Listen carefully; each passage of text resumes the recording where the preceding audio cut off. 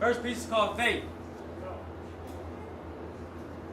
Two clenched fists relax form powerful tools of self-preservation. Delicate fingers snug together hides intelligence unless wrapped around the right instruments whose words become hands and munitions as voices heard through the concert halls and the spines of librarians. Their creator stares them in the preface with deep thoughts and definitions. Similes and metaphors turn to analogies and prepositions with sounds that fall on those who hear but rarely do they listen as prayers fall on dead ears becoming more powerful after souls are missing.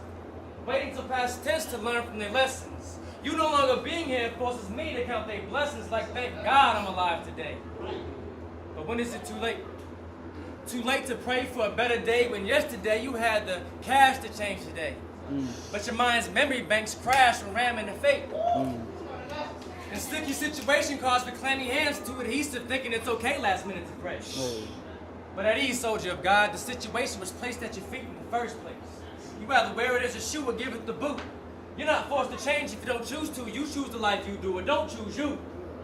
So if disaster strikes, crafted in the art if you so choose to. So dig it. Behold, us artists. We the magnificent, all God's gifts and witnesses with purpose to spread love, light, and diligence. Be it an MC's delicate fingers snug tight on a mic, or a writer's ammunition stored in the sponge of librarians. With these hands, one can bear intelligence. So leave it to a fool to find invincibility of reality. Impervious to a downfall's potential with no demise in this gallery, they stare at fictional endings, those after ever happily. Like, after the bad hits is when I'll ever pray happily.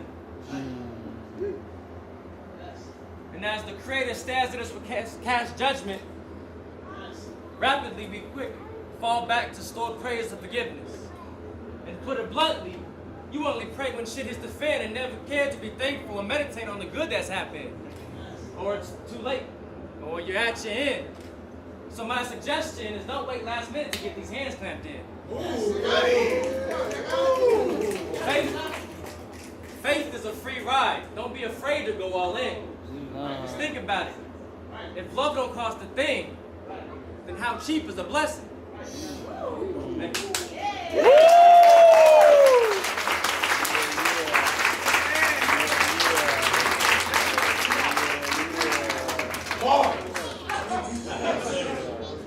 Alright, next piece is called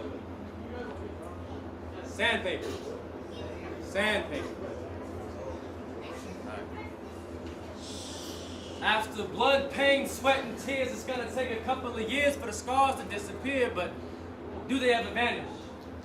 A victim to her circumstance, she's tired of her struggles. Her life's in many pieces, nor a part of a puzzle. A jigsaw is what she saw, what she was in for, and the sad part, the mirror was her only support.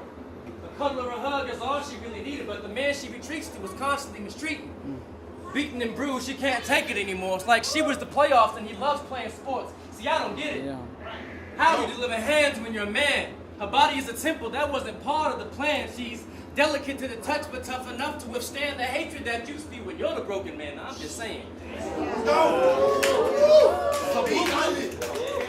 Her blueprint was disrupted, so it's time for reconstruction. It's now time for a change, but there are no instructions. And if she acts different, then he knows she's up to something. So she's stuck going in circles, and she's never gonna dump.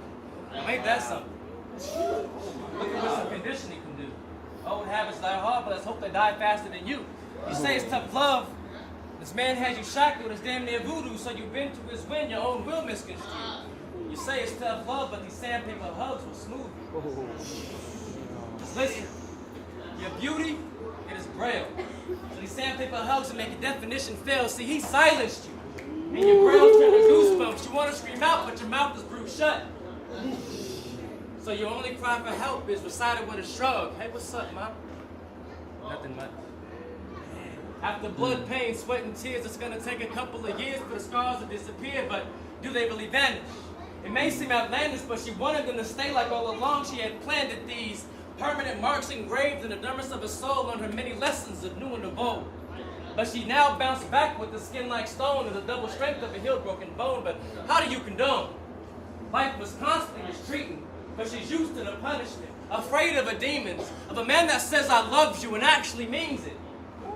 And in walks a man that could possibly be God sent. But to what extent will you circumvent? Nah. That's too real for you to believe in. The only thief you're used to was the one that left you bleeding. She said, I'm used to it. It only happens a few times a year. I mean, it's not that bad. The bruises disappear. Shh. I don't want him to hear you. Please disappear. And if I close my eyes tight, it will all disappear. He always says he loves me, and this is why I'm here. And I know he really means it because he says it loud and clear. Angry at her ignorance and innocence to her struggles, the man cast in love was now quick to rebuttal. Are you serious? Do you hear yourself right now? The man beats you. You even lost a child. Now look, Ma, I really want to love you. You're intricate, you're beautiful, and your mind speaks volumes. See, here's what you want, and I could be what you need. So allow me if I feel the need to intervene. Let's go. I would love to be the man to sweep you off your feet. Yeah. And every word the man spoke, she found it hard to believe. Let's go. Because the last man with this much passion was quick to deceive. She says, no, thank you, for I will do for me. But I thank you for the seed, for I will plant it and grow it into a tree. And every day, I will water it with my blood, pain, sweat, and tears. I mean, it might take a couple of years for the scars to disappear, but will they ever vanish? It may seem outlandish, but I believe God had it happen this way, like all along He had planned it. These permanent marks engraved in the dermis of my soul learned me many lessons of a new and evolved. Like how to be bold, how to take control, and how to never let another man treat me this low. Because I've come to realize that 6 feet deep is as low as you can go. Thank you. Yeah, you got one more. We got one more, y'all. We got one more for you.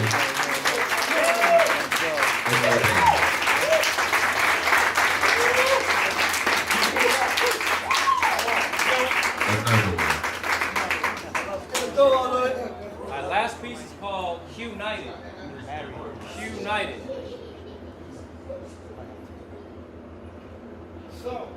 They wave hues above their heads but give a fuck about a color. Land of the free but oppression's what they mutter. Shit's utterly disgusting. Metaphor of a gutter talk about equal rights but recites white power. So you are human, just the same as me, but when it comes to class, you raise your caste religiously. Turn a race into a religion like you're the high being, screaming fucking ethnicity if race is all you're seeing. It's all superficial in the eyes of an Adam and Eve. In fact, check, they were human like you and me. It's all really crazy. You find it hard to believe, so you label us as animals, dogs, and porch monkeys. Please. You make it real hard not to turn into a racist. This misplaced hate has me constantly back-pacing. Like, when I see the 12, I can't ask for assistance, so I'm checking my 6, it's met with resistance. And if I'm by myself, it turns into 3, so you reach for your 9. Because supposedly only one of me can stampede. We don't feel comfortable because we're easily mistaken. Can't ask for assistance because we're less of an obligation. These images I've seen of brothers and sisters knelt, oppressed on bending knees, making concrete felt, talking about assume the position. While you've been assuming this is the only position we're meant to be in. You above me, you against we, while you're sitting there shooting up churches and mobs and TKs, ha-has and he-he's, we protest in peace and silence. Turn vegan because of beef. But you're quick to force feed. But you're quick to force feed, fueling fires with such meats. Coming together behind swastikas and white sheets, where you're now protected enough to go barefaced on these streets. What were you thinking? That your race was the only with kings and queens? Well, fact check number 2. We had the same things, just bleed, same veins, just called different names. Me, a nigger. Big lip bastard who you only find useful picking cotton out your pastor. Well, are you a hungry cracker self-proclaimed master, salty because our women are beautiful and men fast? But let me say this, my people are diligent, able to find freedom when freedom wasn't meant, able to find a future past 40 acres in a mule, but I commend you for keeping us all so full, like our good fools running fast with a bowl of playing villain in your latest sitcom. Man, I just want to be equal. People treated like equals, not to see you was different and always try to beat you, because I say this, I'm a man of many people. Mixed and beautiful, you might find it hard to believe that a black man made love to a woman pale as a breeze. And I'm that product, one of pure peace, and with the world going how it is, everybody's quick to point thieves. Well, reflect on yourself and what this land is meant to be. Trust in truth in the land of the free, full of mentors. But sadly, the only free thing is a nasty look and dirty conversation by a tormentor. See, Trump, you're supposed Think about it.